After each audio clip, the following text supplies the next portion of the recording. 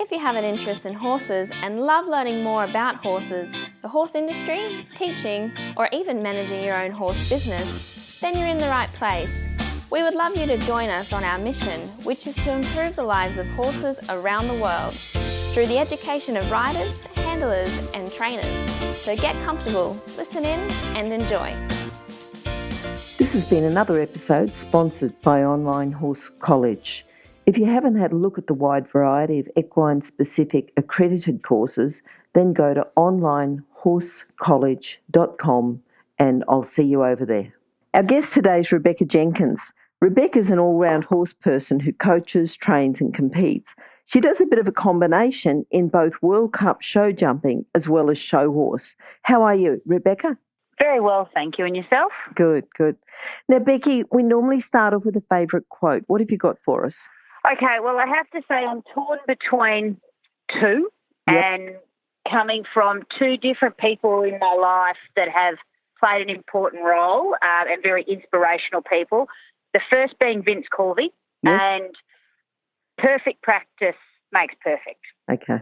And the second one I got when I was training in Europe with a man called Albert Vaughan who won a silver medal at the Games in Sydney.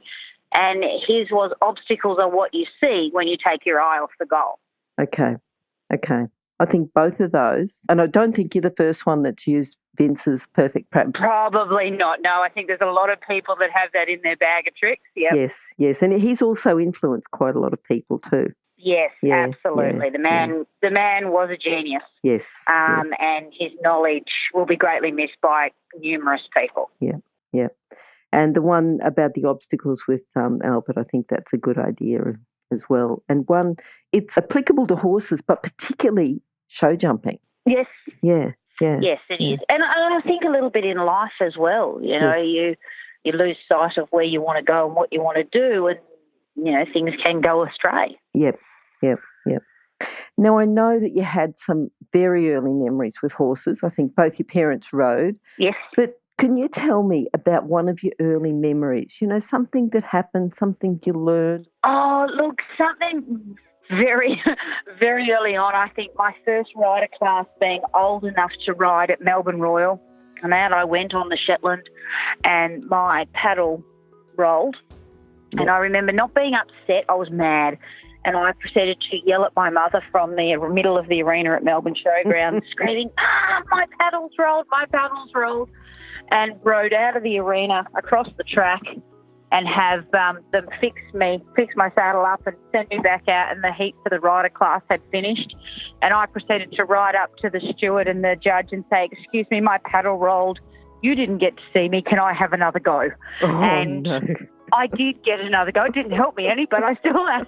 I remember, not being upset. I remember being mad that it had rolled, and I wanted the situation fixed very, very quickly. And what a kind judge then, if they've allowed you to have another go. Very kind judge. Busy schedule like a royal show. It's quite busy. That's right. Yeah. All right. Now, was it always that you were going to have a career with horses, or did you do something else on your way to having a career with horses? Look, I wasn't very great. I didn't like school very much. Yep. And didn't certainly finish school. Not that I'm recommending that to anybody, but I was very fortunate because it was our family business horses, so it was like leaving school and doing an apprenticeship. So. For me, horses have always been where I wanted to go and my like and my passion. So, I was very lucky that Mum and Dad were already in the industry and could guide me to doing what I needed to do. Yep. What about people, and thinking about yourself, if you were going to put someone on as staff, what do you think they need to do? Say they're straight out of school. Or fairly young. They don't have to be straight out of school, but what sort of core skills or character traits do they need? Core skills are not afraid of hard work, because working in the horse industry, it's not a job, it's a lifestyle. And it's a very hard lifestyle, and it is not for everyone. You spend long hours, early mornings, late nights, sometimes in the wet and the cold, and sometimes it's not very fun. And when you're starting out, generally you are at the bottom of the pile. You have to start by picking up poo and sweeping and washing rugs and washing horses and those boring, which some people find is a boring, tedious job, but that's all part of it, and it's all learning. And the more time you can spend with a horse, the more you can understand the horse, and the more you can understand a horse, well, the better you can work with them and get them to do things that you want them to do. Yep. So you've got not afraid of hard work. Is there anything else? Well, not being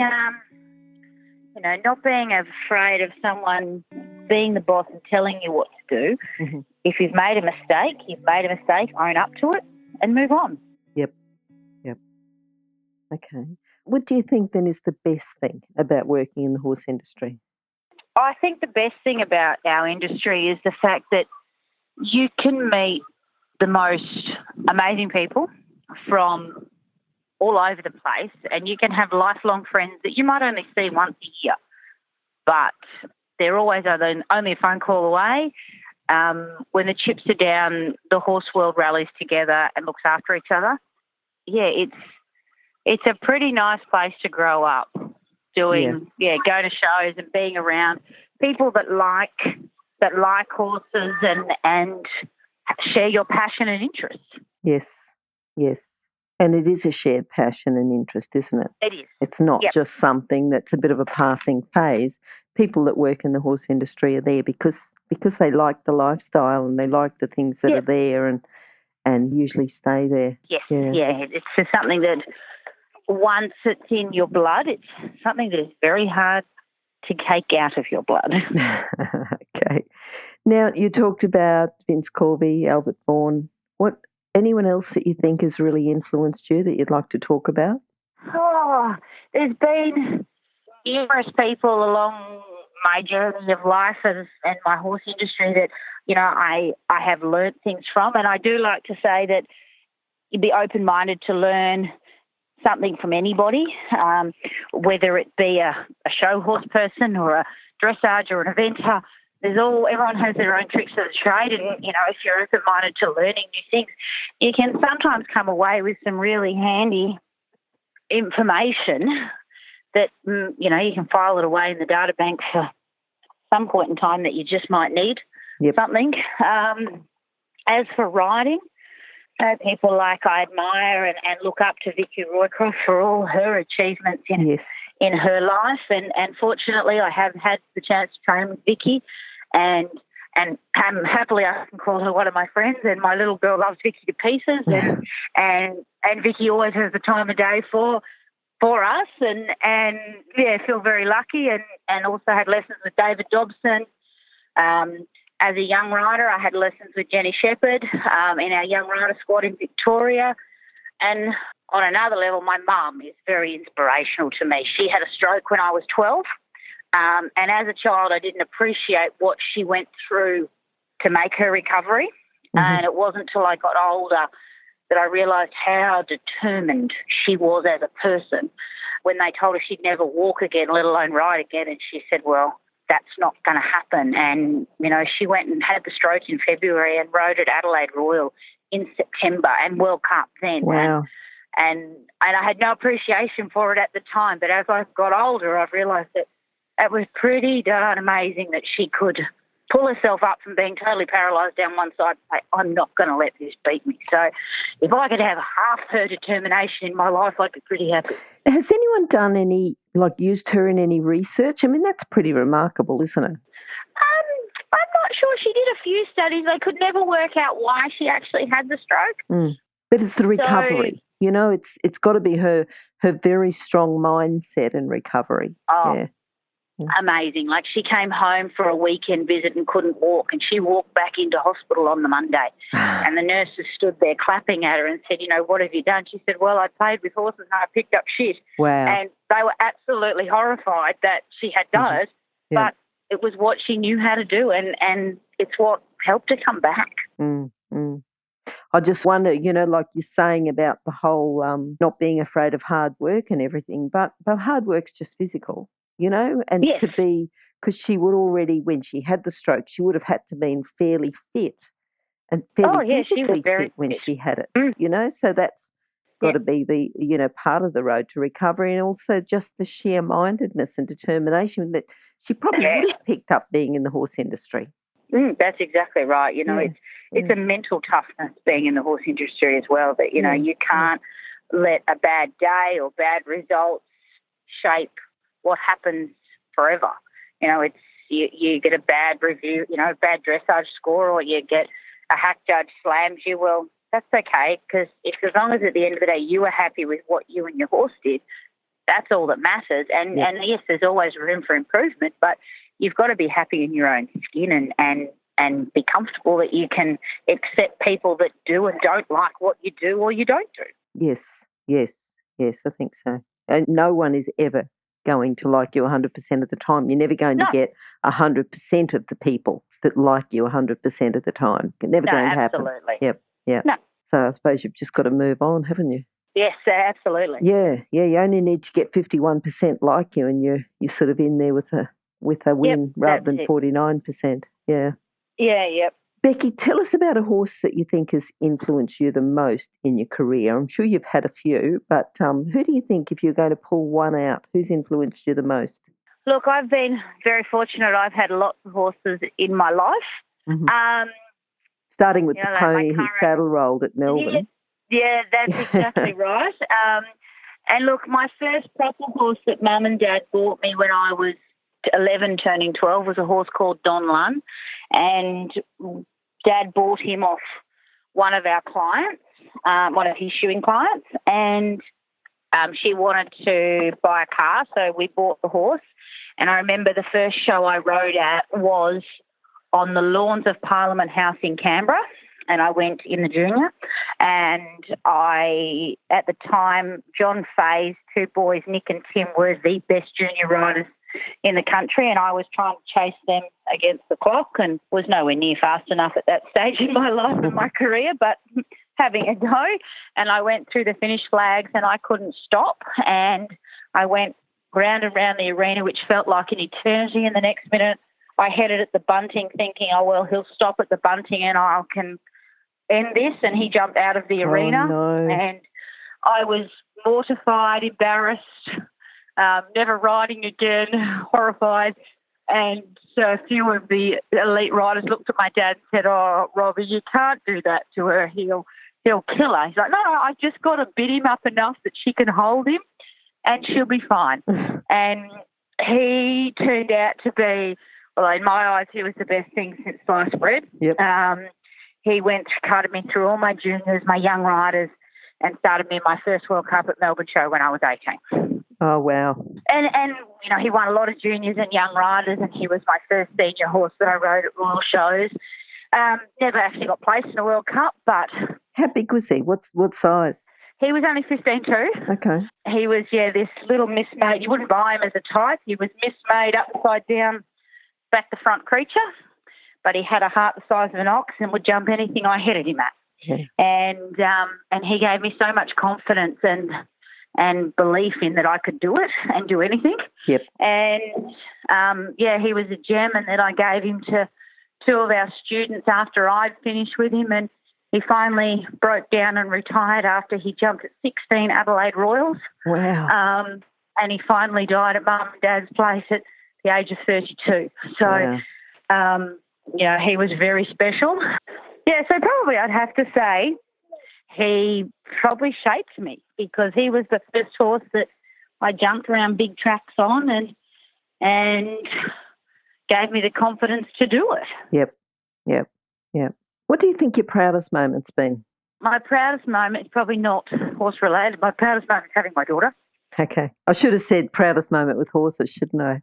Okay. Yeah. But although is she the one that you've got the pony for? Yeah. She's the one that rides, and so it's lots of fun. Yes. My proudest horse moment, probably winning the Australian Championships as a young rider. Yep. It was a very special moment. The horse that I rode was called Batman.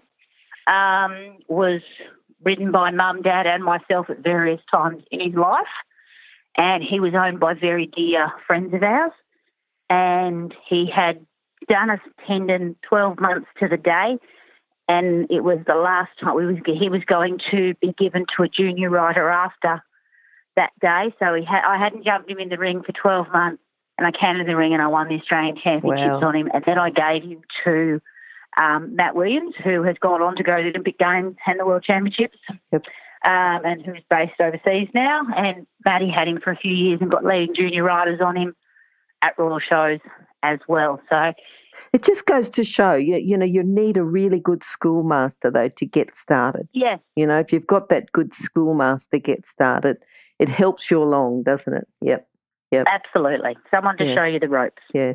You've still got to do the work. It's not all, I'll just go and buy a schoolmaster and nice that's it. To have a partner that knows a little bit more than you do, that then can make your job when you're learning a little bit easier.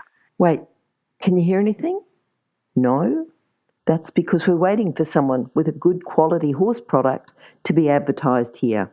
If that's you, then contact us, horsechats@horsechats.com, and we'll send you the details.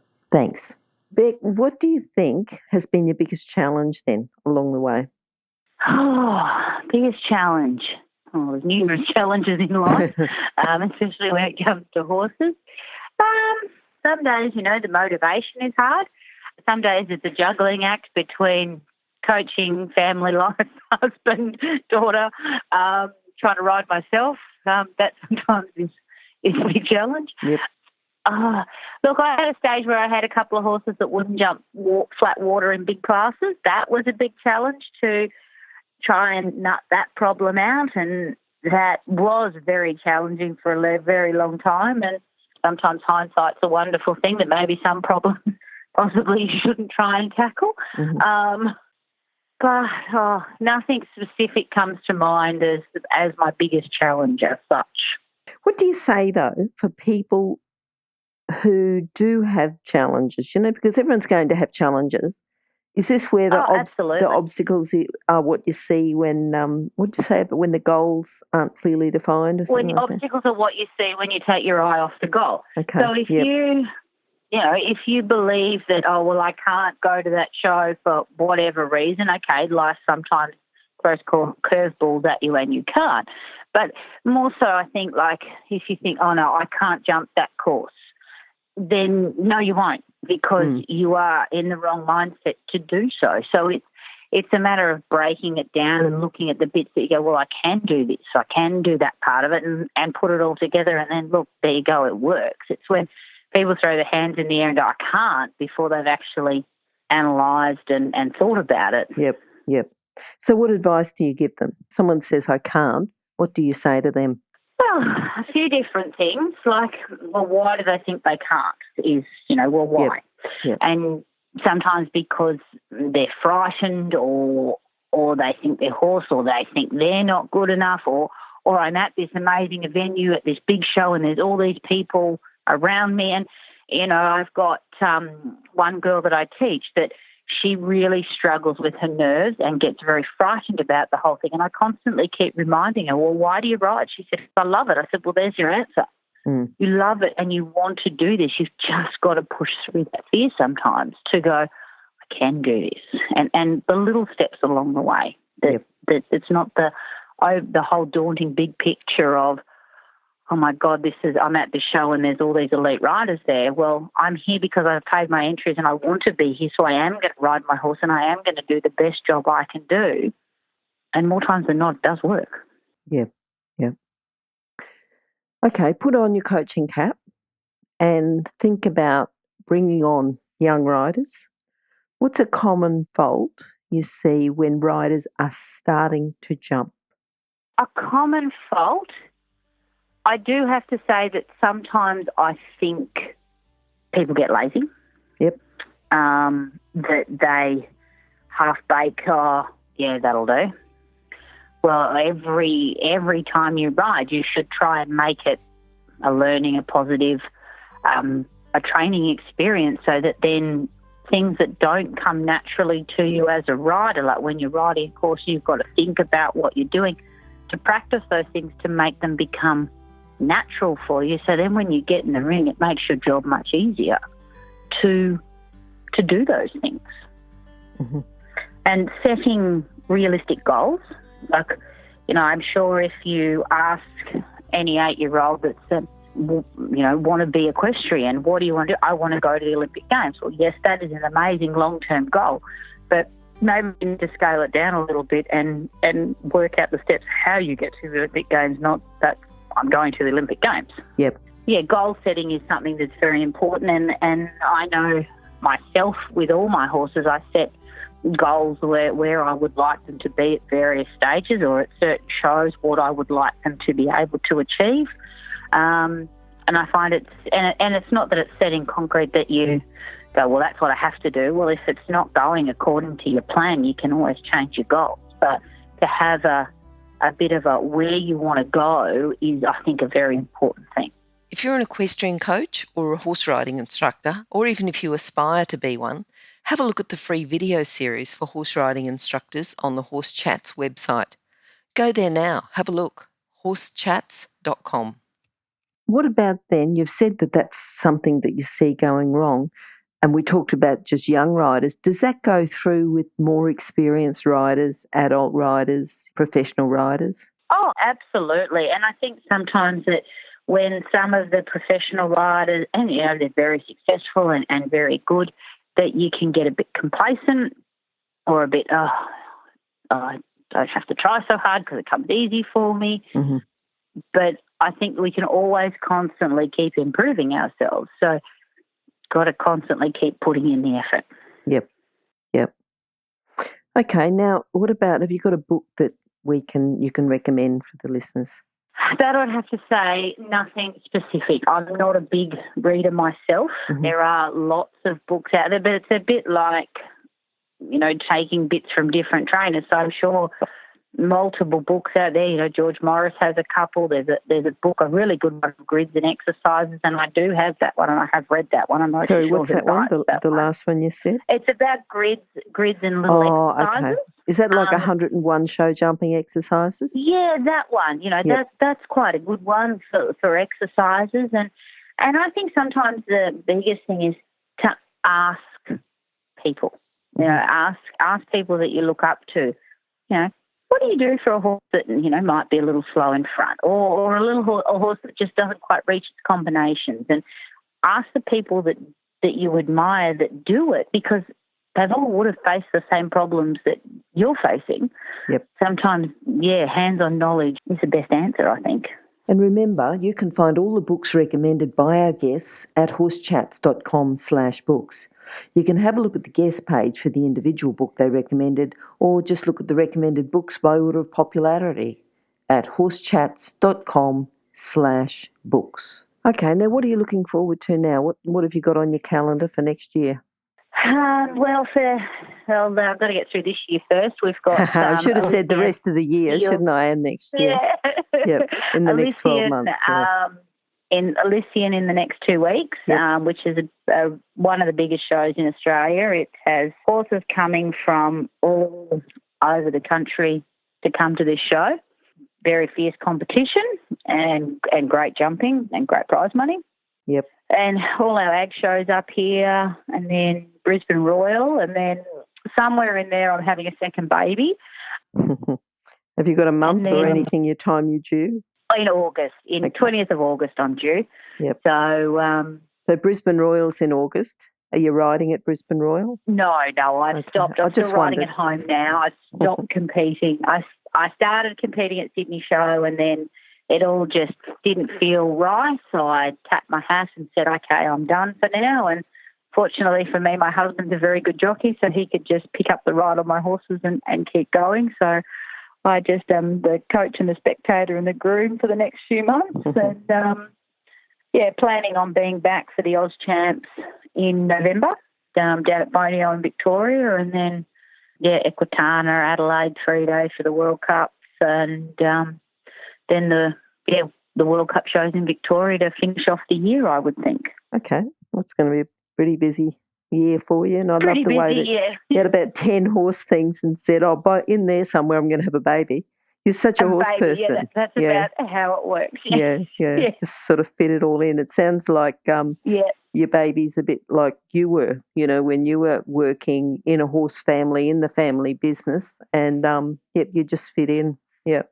And our daughter is exactly the same. She went to her first show at 7 weeks of age, hasn't stopped going to shows. She comes to copious clinics, and I'm sure she could stand on the sidelines and do my job. She's heard us repeat it that many times. Yep.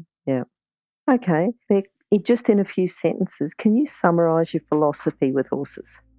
Think horse. Always think, oh, my horse won't do this. Well, think, why won't my horse do this? Mm-hmm. And more times than not, if you can think why the horse won't do this, you can nut the problem out and find a solution for it. Yes, and if you're thinking like a horse and thinking why, then that whole communication becomes a lot better and a lot clearer, doesn't it? Yep. Yeah. Absolutely. Yeah. Okay, now how can people contact you? Facebook, or contact me on my mobile. Yep. Or via email. Yep. 0419 Yep. 594016. Yep. Or else those details will be on your page, which will be horsechats.com/Rebecca Jenkins, or go to horsechats.com, search for Rebecca or search for Jenkins. Okay, wonderful to talk to you today. I'd love to catch up with you later on in the year when you're sort of fitting everything else in, all these horse things, yep. Having a baby, chat on Horse Chats, just sort of Thank you very much. Slip it in. Yeah, that's okay, Beck, and we'll talk to you again soon. Thanks very much. Lovely to talk to you. Bye. Bye. Now, if you're still there, you probably know that I'm absolutely passionate about education within the horse industry. That's why I host this podcast. My other venture is Online Horse College. Have a look now at onlinehorsecollege.com, and I'll see you over there. Remember that our comments and instructions are general in nature and do not take into consideration your individual horses or your individual ability and circumstances. If you enjoyed this podcast, then please leave your comment below.